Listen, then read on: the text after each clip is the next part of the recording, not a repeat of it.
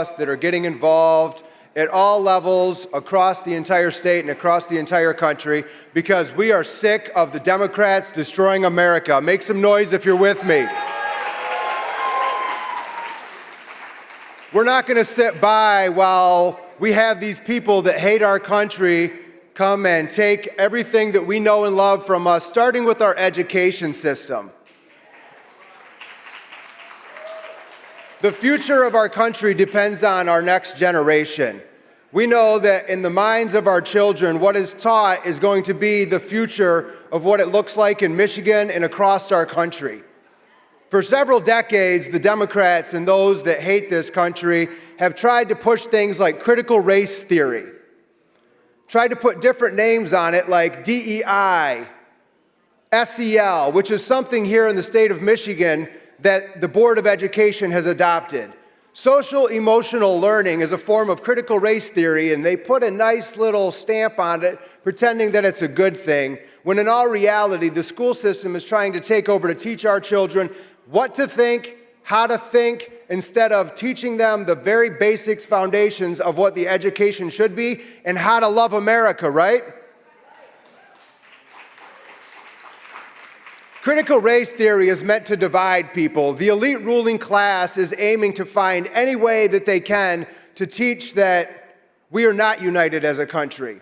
Find ways to divide us, and that's exactly what critical race theory does. If we teach people that by the very nature of who they are, they're going to either be oppressed or not have the ability to reach their full potential, that's what they will grow up thinking. The Republican Party is the only way that we're going to save America, to make sure that every student is empowered with the ability that they know they can reach their very best potential here in the United States of America through our education system. Make some noise if you're with me on that one.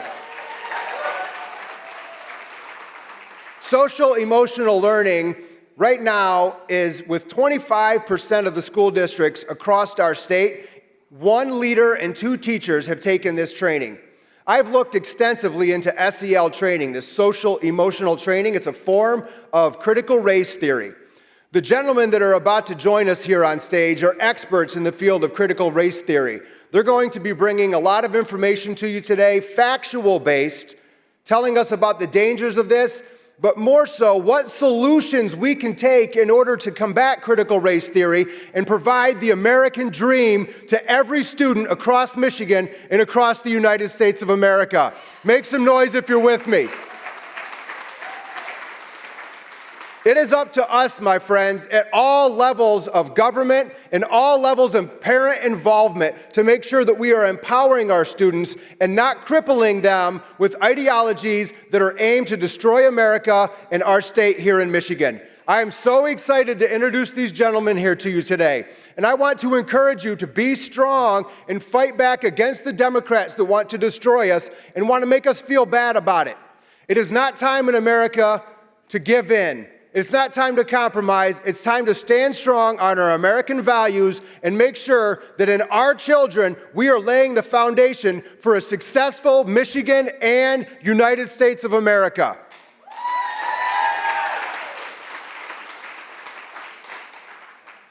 I hope you enjoy the rest of your time on the island today. My name is Ryan Kelly, running for Michigan's next governor, and we will save America. Gentlemen, join us on stage.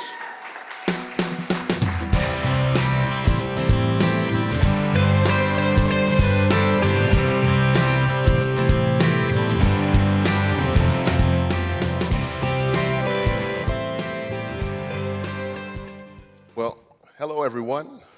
It's good to be back. Again, hey, you guys. Hey, my man, Dave Rank from WBCK down in Battle Creek, Michigan. He's here in the house. Good to see you, Dave. Thanks for coming out. And everyone that's here today, as you see that we have a pretty tough topic here. It is a hot topic. It's going all over the country. Again, my name is Terrence Todd, and I am your former ethnic vice chair. For those of you who do not know me, I've had the privilege and blessing and honor to be your ethnic vice chair prior to being appointed by the Trump administration to go out to Washington, D.C. and work at the Department of Education with Betsy DeVos and the team there. And then from that point, oh yeah, give them a round of applause. Then from there, as you all know, I transitioned to the Heritage Foundation, where when my time with the Trump administration was coming to an end, I got the call from Heritage, which is actually I got a call from my VP, Angela Saylor at the Follner Institute, who actually called me up. She had remembered some work I had done before with the Citizenship Project there, and also Ms. James, our president of the Heritage Foundation. They called me up, and so here I am. I'm here at the Heritage Foundation, the #1 think tank in the world, as many of you say. And as a matter of fact, it was interesting because when I got to Heritage, I found out that the majority of Trump's policies came through Heritage. Imagine that. And so anyway, I want to encourage you all, I want to encourage you all to actually go to heritage.org. Again, that's heritage.org. And a little bit more about critical race theory, it's heritage.org/CRT. Those are some other sites that we have out there in reference to critical race theory. So anyway, I brought some wonderful friends of mine from Heritage that's joined us here on the island, and this is their first trip to the island, so we want to make for sure that they get a warm Michigan welcome. I have with me to my left is Jonathan Butcher, and we also have Mr. Jay Green with us, and we're going to talk a little bit about critical race theory, what it is, and actually how we as conservatives can actually push back against it. One of the things I will say before we get started is that we're seeing a groundswell from a lot of parents. Parents all over the country, they are fired up. And it doesn't matter what political side of the aisle they're on and what ethnicity they are. We're seeing them showing up to school board meetings. We're seeing them run for school board.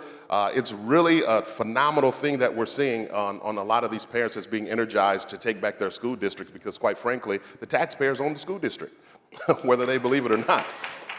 So, as an educator by profession, I won't continue to go on, so I want to actually have my friends go ahead and let's get started with today's topic, and that is dealing with critical race theory. Jonathan, go ahead and introduce yourself and tell us a little bit more about yourself as a professional at Heritage.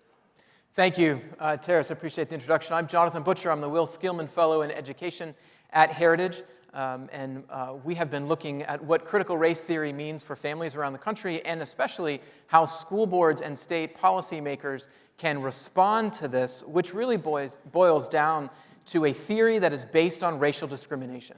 And that is what we need to remember that critical race theory has brought back to the fore today, and that is what we need to prepare policymakers to respond to. Wonderful. Mr. Jay Green. Good morning. I'm Jay Green. I'm a senior research fellow at the Heritage Foundation. I'm actually relatively new there. I was previously a professor. So you'll hear a little bit about what things are like at universities. I can tell you some of that firsthand. I was at the University of Arkansas and the University of Texas, and way long time ago I was at the Manhattan Institute. So I've had some experience both in academia and think tank, but all this time producing information that can help people like you move forward in advancing your goals. Wonderful. Thank you. Let's give them a round of applause. So this panel is a little bit different from the one earlier. We have actually some slide presentations to actually share with you guys that these guys have actually prepared for you. So it's going to be a little bit different. So they're going to use the podium here. And so first up will be Jonathan Butcher to kind of share some of the work that they've been doing around this actual topic. So Jonathan, if you would, please. Will this be available online, this presentation? We can make these slides available to you, and also Heritage's work on critical race theory. It's an easy website, heritage.org/CRT. We'd be glad to make our papers, many of our papers are there, and some of the information that I'll be talking about just now is available on that site already.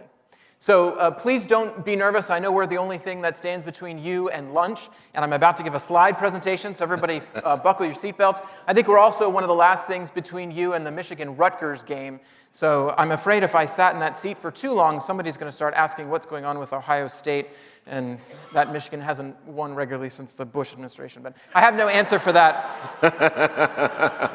So make no mistake, you're going to hear about critical race theory from several different perspectives today. I'm the policy guy, we have Terrace the pastor, and Jay the professor. So there are several different perspectives that we can give you on this issue of what this philosophy is and what it means for parents and lawmakers today. So first, I think I'm going to hit the... Oh, there we go. All right, they're advancing through these. So first, make no mistake, the issue at hand for us today is racial discrimination. No one should be treated differently based on the color of their skin. Critical race theory is a worldview, not just an academic theory or an assortment of beliefs or secular ideas that conservative parents don't want taught in schools. Critical race theory is a belief system meant to be applied in everyday life, your home, your school, your business, your church. Those that designed critical race theory, Derek Bell, Kimberly Crenshaw, and others that I'll be talking to you about, they wanted it to be a verb. They wanted it to be applied. It is a map to activism. The media may characterize it as a way to teach history or call it a boogeyman for the religious right, which, by the way, the Washington Post just did this week, called it a boogeyman. But it is none of these things. It is a comprehensive way of viewing public and private life that assigns you to as a part of a tribe based on your skin color and replaces a set of egalitarian beliefs based on reason and a classical understanding of individual value that have been shaped by millennia of teaching and wisdom. They're replacing it with an intolerant, dogmatic perspective rooted in Marxist theory. I wanted to open with this focus on discrimination because some on the right have been criticized for a portrayal of critical race theory and have stumbled through reasons for why there are different outcomes in life today for people from different backgrounds. So let me state this clearly here and now. Everyone, no matter the color of their skin, is capable of achieving the American dream, and government should look to remove obstacles, including public policy obstacles, such as residential school assignment, that get in the way of pursuing success. Thank you. So we'll walk through three things. The first, what are parents saying about critical race theory today? What do they think about it? The second, I'm going to talk to you about some myths involved with critical race theory that are being brought to us by both the founders of the idea as well as the media. And then finally, we're going to talk about solutions. What can be done today? What can parents do? What can school boards do? What can policymakers do? First, let me introduce you to Rebecca Randall. I met her as a mom in Texas several months ago, and she came to me and said that her son's school, the teachers there are fixated on skin color.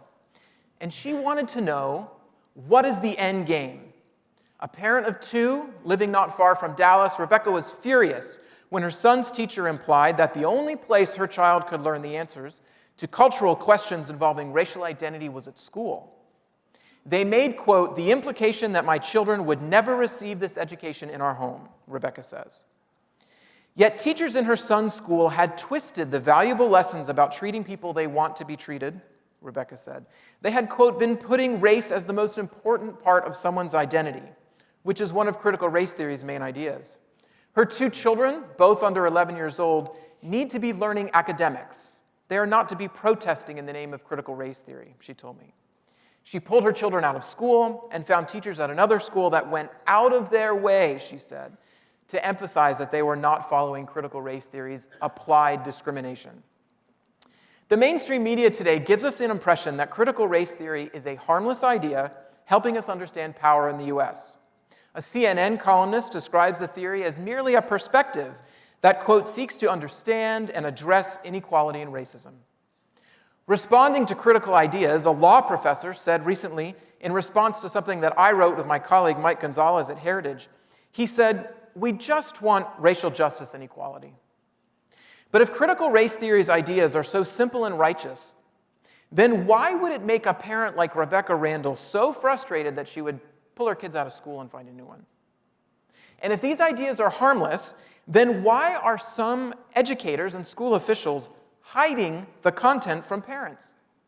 In Missouri, a teacher encouraged other teachers to take classroom material that promotes ideas such as white privilege off of school websites that parents can access. According to materials obtained by Parents Defending Education and No Left Turn in Education, the teacher told educators to, quote, keep teaching, just don't make everything available on Canvas, which is the school website. District officials later said the email that was circulated internally by this teacher was not approved by school leaders, but the internet has a hard time forgetting. Likewise, in North Carolina, a teacher training program advised teachers to ignore parent input on the subject. One handout from the session attended by educators in Wake County, which is North Carolina's largest district, said, quote, "You can't let parents deter you from the work." So, what is critical race theory? Critical race theory is a philosophy, a worldview that views everything in public and private life according to race. Theorists reject the Enlightenment, are skeptical of the rule of law, and built their ideas on top of critical legal theorists and the original critical theorists. They describe the worldview this way. You don't have to read someone who is skeptical of critical race theory to get this explanation. Derek Bell, Kimberly Crenshaw, Angela Harris, and others, Richard Delgado, they describe critical race theory as something that is meant to disrupt the existing system in the United States. It began with critical theory. In the 1920s, a group of German Marxists who were frustrated that the working class did not overthrow the existing system in the same way that the Bolsheviks had done just a few years earlier, created what became known as the Frankfurt School. And there they combined these ideas of a neo-Marxism, trying to find what the new Marxism would be for the rest of the 20th century, with a sort of Freudian postmodernism, which is a long way of saying that they did not believe there was an authentic truth on which we could base our decisions today. In his acceptance speech, when Max Horkheimer was inducted as the first director of the Frankfurt School, he went out of his way to emphasize that while the original Marxism was largely an economic theory, he wanted critical theory to be something that affected culture, something that changed everyday life. They were chased out of Germany in the 1930s and settled at Columbia University here in the United States in 1937. There, they influenced generations of professors and students, including those who would go on to create what is known as critical legal theory. Duncan Kennedy was one of the original critical legal theorists, and he argued that the law, America's law, our system of the rule of law, has biases that are inherent in it and can't be separated from it, especially based around those who created it. He said that the goal should be to replace this system. Again, make no mistake, the original critical ideas were meant to replace the system on which the West was built. Critical race theory followed the 1980s. There, some of the names I've mentioned already, Bell, Harris, and others, felt like critical legal theorists had not gone far enough. Yes, American law is systemically oppressive, but the reason it's oppressive is because of race. It is oppressive because the world can only be separated between those who are part of the marginalized and those who are doing the oppression. Critical race theorists believed that the civil rights movement had not gone far enough, and even went to argue that the only reason that the civil rights movement had any success at all and the Civil Rights Act was passed, especially the Civil Rights Act of 1964, was because whites, elite whites, were protecting their power. That was their cynical view. Law cannot be neutral, Derek Bell said. Their attachment to Marxism was not lost. In fact, about 15 years ago, Angela Harris, one of the original critical race theorists, said this, and it's worth quoting her at length here. She said, "Marx's dazzling analysis of capitalism and his conviction that the laws of historical materialism would bring on the revolution of the proletariat as inevitably as the sun rises are still riveting to contemporary theorists." That's only 15 years old. They wanted to disrupt the existing political and social structures in the US. Derek Bell wrote, "It seems fair to say that most critical race theorists are committed to a program of scholarly resistance, and most hope scholarly resistance will lay the groundwork for wide-scale resistance." Today, many are familiar with the work of Ibram Kendi, who has said in interviews that his idea of anti-racism is based on the critical race theory ideas that came from the late 1980s and the 1990s. Some of his quotes from his book are exactly in line with the original critical race theorists wanted. He wrote, "The language of colorblindness, like the language of not racist, is a mask to hide racism. It is a racial crime to be yourself if you are not white in America." He called capitalism and racism conjoined twins, and on and on. Parents today, though, are rejecting these ideas. Half of parents in a nationally representative survey said they do not want schools to use material based on the idea that slavery is the center of our national narrative. Nearly 60% of parents said they want children taught that the nation's birth date is 1776 and not 1619. 70% of parents in a nationally representative survey said that slavery was a tragedy that harmed the nation, but our freedom and prosperity represent who we are as a nation, offering a beacon of hope to those wanting to immigrate here. So at this point in the media cycle and the policy cycle, critical race theorists' words, along with educators who want to use critical race theory in classrooms, are going to matter for us to answer some myths. Let's walk through 3 of them. So first, critical race theory is just about an authentic retelling of history. If so, if critical race theory is just about history, then why did Gloria Ladson Billings, professor emeritus at Wisconsin, and a longtime critical race theorist and critical pedagogue, which just means that she takes critical race theory and applies it to teaching, she was the keynote speaker in 2017 at the National Council of the Teachers of Mathematics annual conference. Earlier this year, a critical race theorist who believed that there should be affinity spaces in science teaching was the keynote speaker for a National Association of Science Teachers conference earlier this year. Number 2, critical race theory is not being taught in schools. If that is the case, then why in Portland do they post videos on YouTube with the heading Critical Race Theory Working Group at Portland Public Schools? It's called the Critical Race Theory Working Group. In Loudoun County, Virginia, the district contracted with a professional development company that uses the words critical race theory, and it was presented to all of the teachers. In Iowa City, Iowa, they have an entire lesson on the idea of white privilege. In California, the State Department of Education has created an ethics studies program being used by some of the largest districts in the country, including LA, that has a chapter dedicated to intersectionality, which is the component of critical race theory created by Kimberly Crenshaw. Number 3, the third myth, is that we need critical race theory to teach compassion. If that's the case, then why, if decolonization, this idea that we need to remove anything from school curriculum that was written from Homer, Shakespeare, even To Kill a Mockingbird, anything written by someone who was not marginalized, why did Frantz Fanon say, use all means to turn the scale, including, of course, that of violence? Fanon developed this idea of decolonization.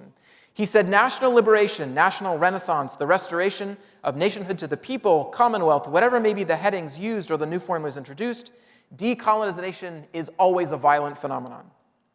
If you're not convinced, how about Paulo Freire? His book, Pedagogy of the Oppressed, is still one of the most widely used and cited books in colleges of education today. He wrote more and more, the oppressors are using science and technology as unquestionably powerful instruments for their purpose, the maintenance of the oppressive order through manipulation and repression. The oppressed as objects, as things, have no purposes except those the oppressors prescribe for them. This is not teaching tolerance. This is not teaching the idea that the American dream is available to all of us, no matter your background or the color of your skin. So let's move to the solutions. Some state and local school board members are not taking this sitting down, and they are rejecting the theory. The Alabama State School Board, for example, adopted a resolution that can serve as a guide for other state and local school boards. Alabama's board adopted a resolution that condemns critical race theory's philosophy, stating, concepts that impute fault, blame, a tendency to oppress others, or the need to feel guilty or anguish to persons solely because of their race or sex violates the premises of individual rights, equal opportunity, and individual merit. So they, at the beginning, reject the foundational pillars of critical race theory. Then the resolution recognizes that American history instruction in K-12 schools must include lessons about the failure of some Americans in the past to live up to the messages of equality that are part of our founding documents. Again, it's a conservative position to say that our founding documents were based on the idea that all men are created equal. They were designed to allow opportunity and prosperity and human flourishing for everyone. It was the application of these ideas through slavery and the Jim Crow era that went awry. So it's not just school boards that can work on this as well. It's important to recognize what legislators can do.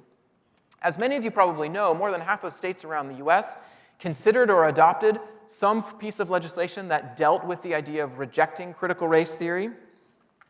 Heritage has a model bill on our website, the site I gave you earlier, heritage.org/CRT.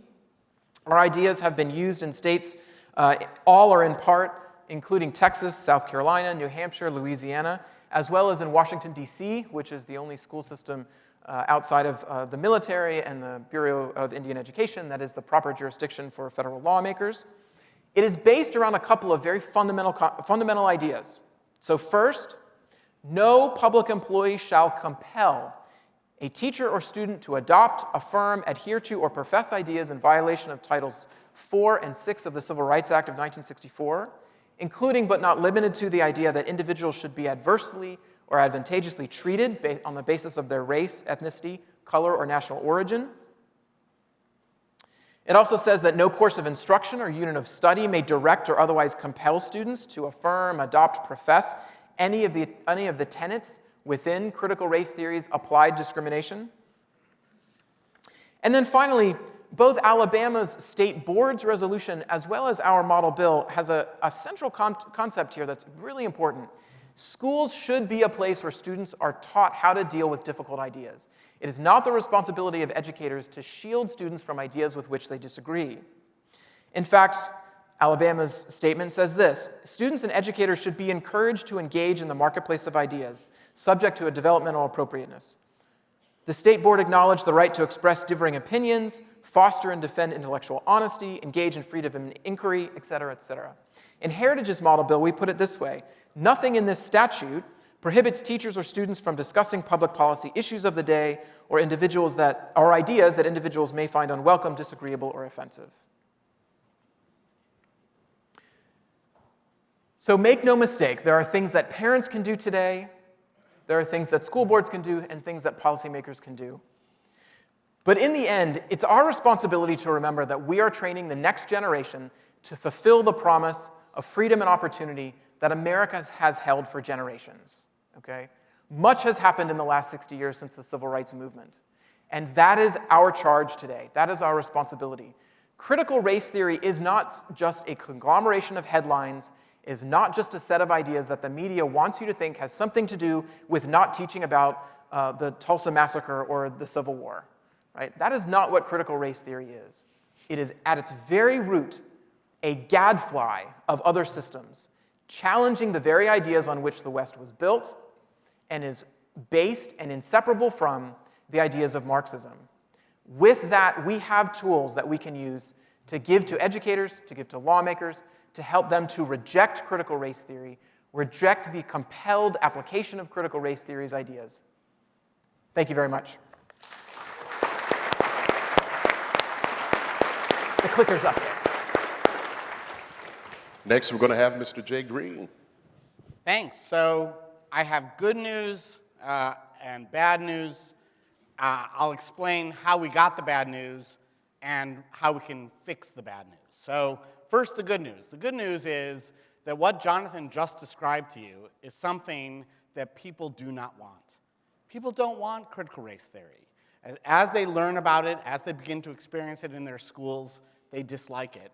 And the majority, according to the polling that we've done, that some of which Jonathan showed you, clearly shows that parents are mobilizing and fighting in their school districts and beginning to lobby their state legislators. And so the good news is we're going to win. We're going to win this fight. And we're going to win this.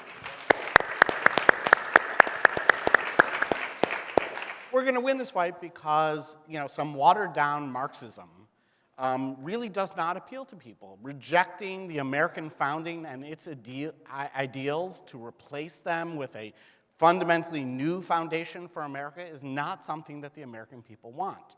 So this is the good news. We're going to win. Our foundation will be restored. Our ideals will be protected. However, we have bad news. And the bad news is we have to win in a fight that's not on a level playing field. We have the deck stacked against us.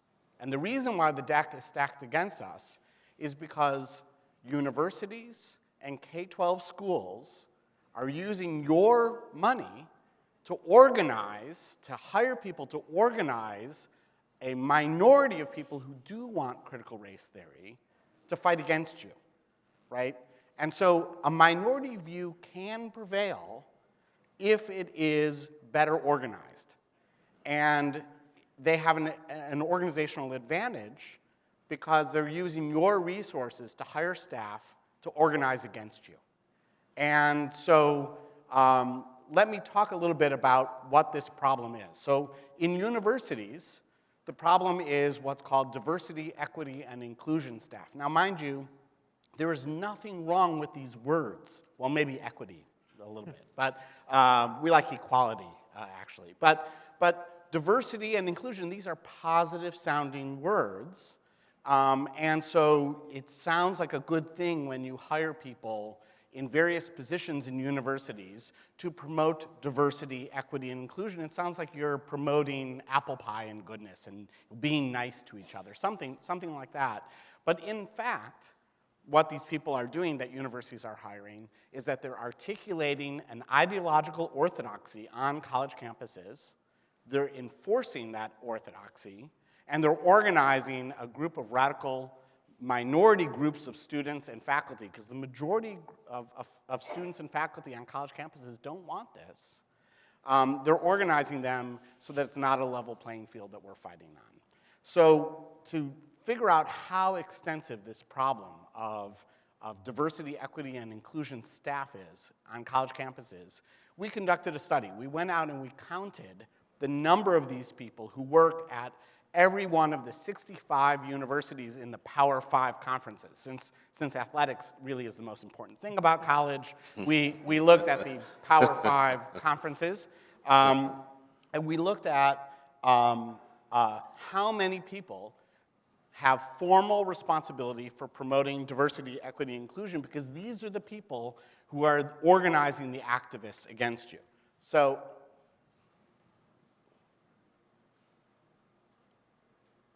this is what we found. We found that the average university had over 45 people paid for by you to articulate this ideological orthodoxy and enforce it. And just to put in perspective how big that is, it's more than 4 times as many people as they have to provide Americans with Disability Act compliance. That is, to provide services to disabled students that they're required to do by law. So this is 4 times something they want to do relative to what they have to do by law. Or another way to put it in perspective is you have 3.4 DEI staff for every 100 faculty at universities. And in fact, you have more DEI staff at universities than you have history professors. That's how big this organization is now. So now let's turn to what it looks like in Michigan. So I want you to guess.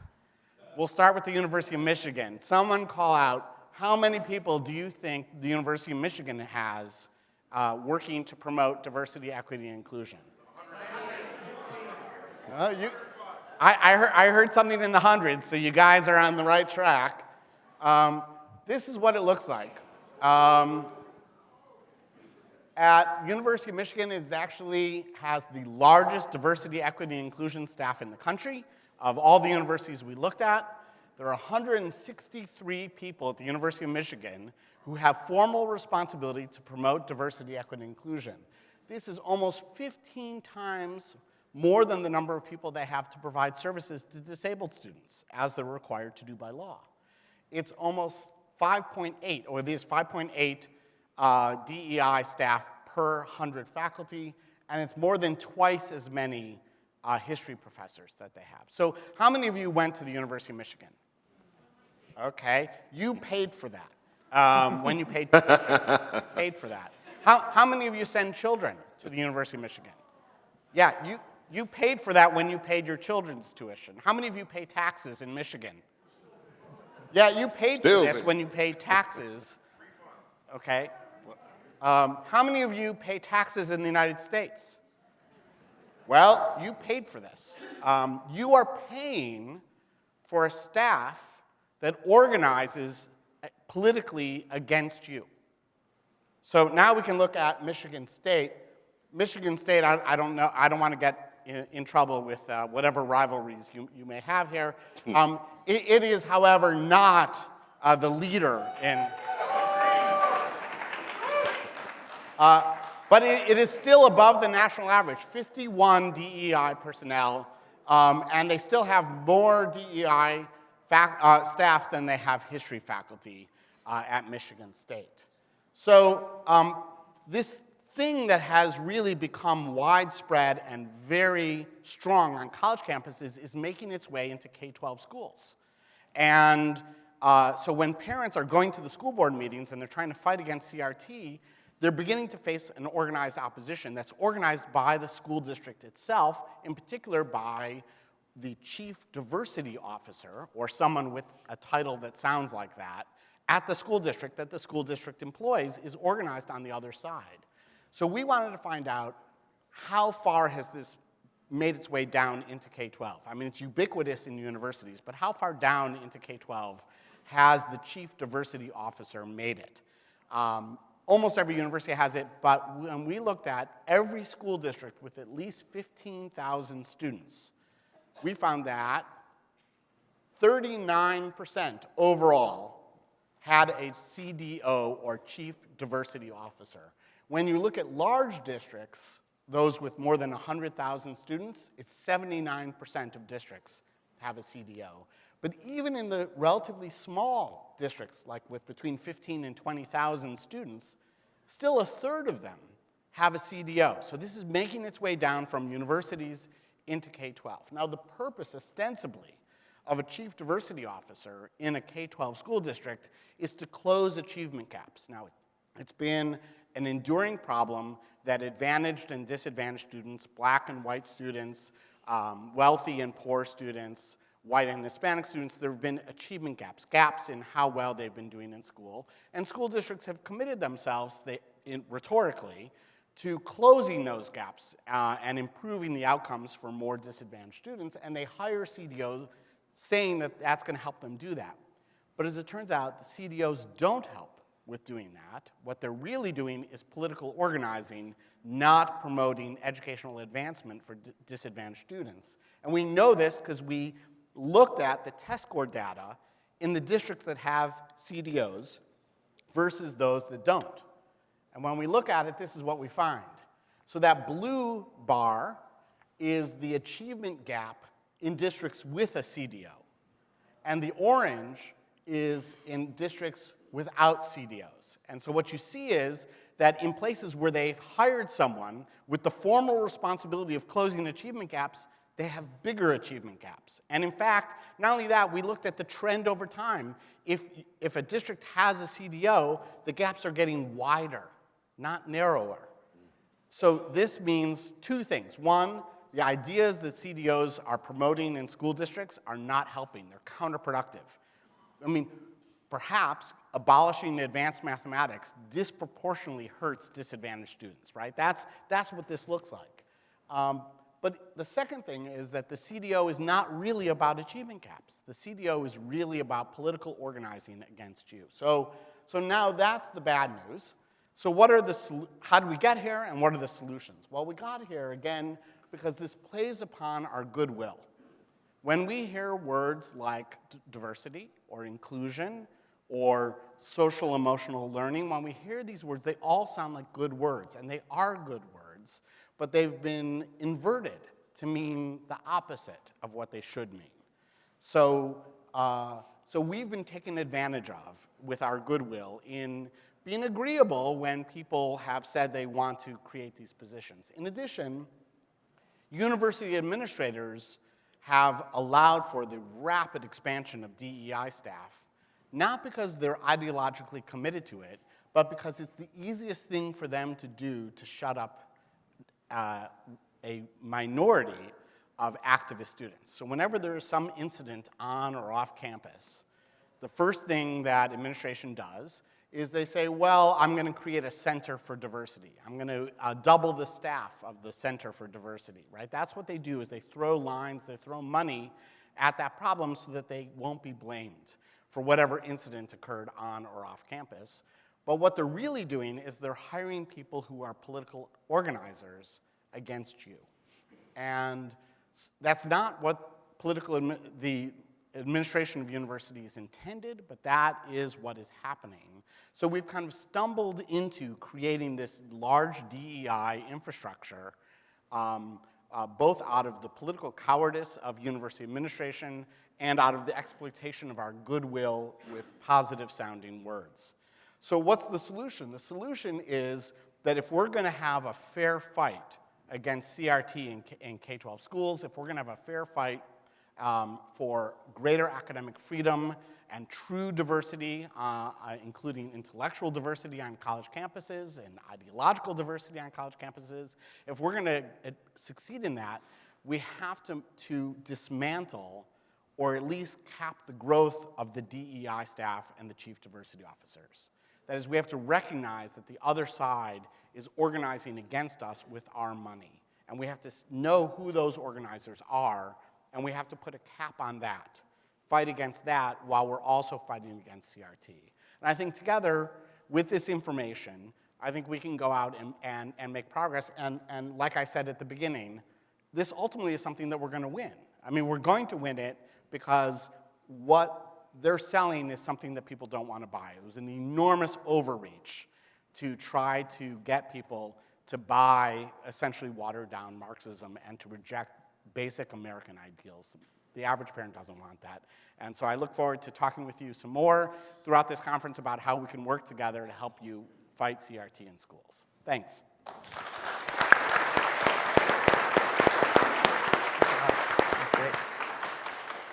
So we have about 10 minutes left. I want to add this to you guys. I've had the privilege, because me being an educator by profession, I worked actually in Battle Creek Public Schools as a teacher and also as an administrator. And it's interesting, as I joined the team at Heritage, I've had the privilege and honor of actually going to cities like Baltimore and meeting with a lot of their leaders there that are concerned about the economic disadvantages and whatnot in the city of Baltimore. And I actually went there with Katie Gorka. Many of you know Sebastian Gorka. I work alongside, we all work with his wife. She's a part of our team in the Foldner Institute. And so we had gone there, and you hear stories, for example, like a student in the city of Baltimore having a .13 GPA and scoring in the top tier of their class. You also hear stories, unfortunately, again in the city of Baltimore, of them having 41% of their student body scoring less than a D average. But here's the caveat. They outspend 97% of all other large school districts in the country. Then I took it a step further. See, now the pastor's talking now. So then I took it a step further, and get this. I said, okay, well, I'll give them that. So now I need to find out who's on the school board. What does the school board look like, since we want to divide by skin color, even though it's been proven we all come from the same source anyway? So let me go to the school board and see who's on the school board. Would you believe that the majority of everyone on that school board looks like me? And there was only one white person on that school board and maybe 2 other ethnic minorities on that school board? I said, okay, I won't stop there. Let me go to the city council. About 16 people on the city council. Out of those 16, only 4 were Caucasian, 9 were African American, and the others were another ethnic minority. So that lets me know, just because things like critical race theory and all of these plots and plans to rightly divide us, just because you actually elect someone who looks like you does not mean they're actually doing the work. And so I've realized that, and that's one of the things that, as an African American male in the profession of education, is so disheartening, because when you see those kind of things, you're thinking like, man, you really hope and pray that they're doing the right thing, and then you find out when you hear stories like 97% of all other school districts all over the country are being outspent by Baltimore, like, wow. Look at that. So I'm strongly encouraging people, and I know you guys as well are encouraging folks to run for school board. Again, like I said, at the Heritage Foundation, we're finding that a lot of parents are highly, highly upset.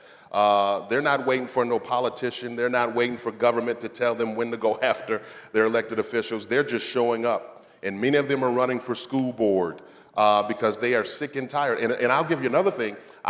Katie Gorka and I also had the opportunity to go to the state of Florida, and we went to a homeschool convention. And it was a beautiful thing. And so Governor DeSantis had come out, Governor DeSantis had come out and greeted everyone, and he said, wow, look at this crowd. And I kid you guys not, that room was filled with people. And he said, man, if we keep this up, this thing's getting larger. So we found that also some data is showing that homeschooling has become a little bit more popular in actually also in minority communities as well. So a lot of other African American folks are taking that because they're tired of it. Yeah, so what do you guys say to some of those things that's going on across the country? What are you seeing? Right, so this last year has been the best year for passing school choice legislation ever. And the Wall Street Journal called it the year of school choice. And I think that happened because of two major strategic errors that the unions made.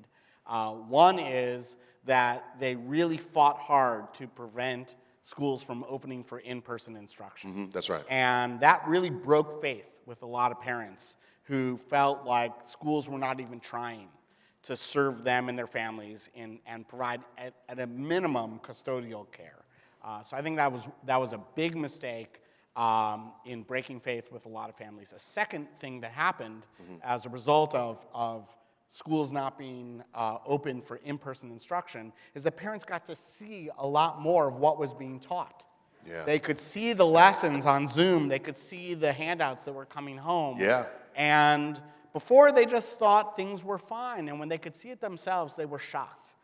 Shocked at both how radical it often was and also how low quality it often was.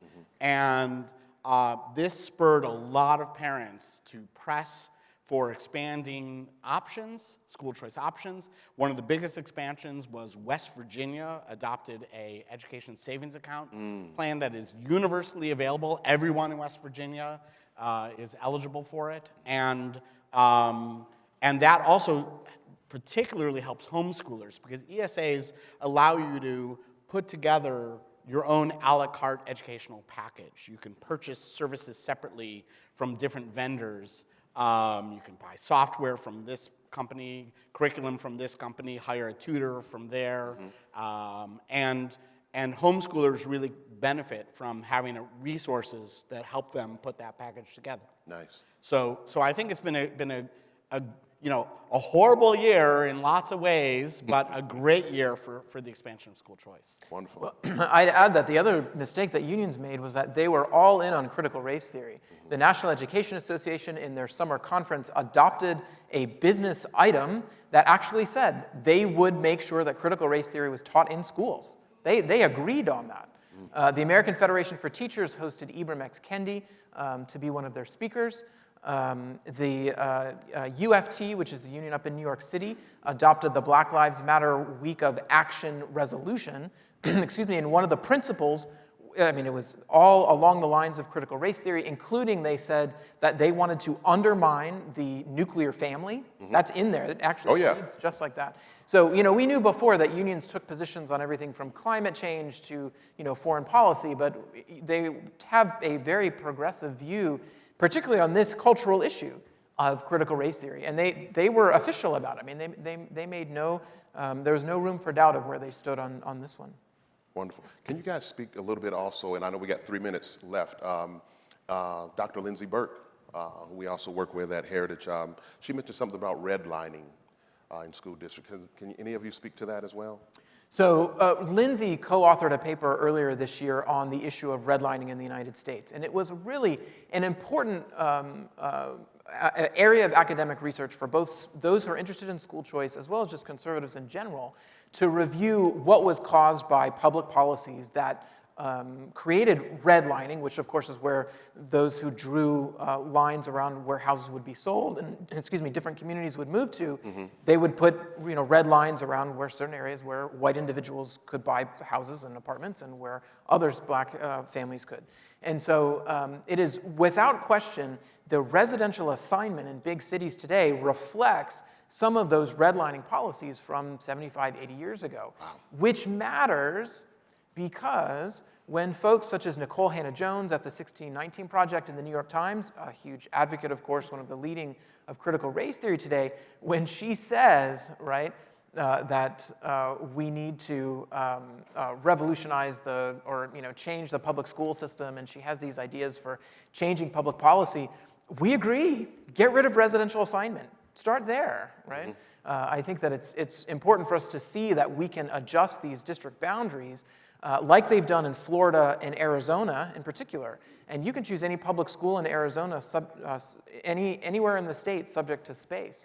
Florida has a very similar law. So these open enrollment ideas, I think, begin to introduce some of the more innovative things that Jay was talking about, like ESAs and these different policies. And let me quickly mention that there is some good news perhaps on the horizon here in Michigan. So expanding school choice in Michigan has been extremely difficult because you have one of the most restrictive provisions in your state constitution prohibiting the use of funds in a private school, in a religiously affiliated school. These are known as Blaine Amendments. They have in their origin anti-Catholic bigotry. And in the Espinoza case, the Supreme Court has begun to signal that they might strike down these state constitutional provisions. The Mackinac Center, the Mackinac Center here in Michigan has just begun a legal action with the aim of challenging the state's Blaine Amendment. And if that effort prevails, then we can really come back and talk to you 2 years from now about all the things we need to do to actually get school choice legislation passed. Right now, you can't do it because it's against your state constitution. But that provision in your state constitution is probably against the US Constitution. But that has to be decided in a fight in the courts that the Mackinac Center is helping move forward. And they're good partners with us. And you should stay tuned to their efforts so that we can actually make school choice a real issue here in Michigan. True. Okay, ladies and gentlemen, that is our time.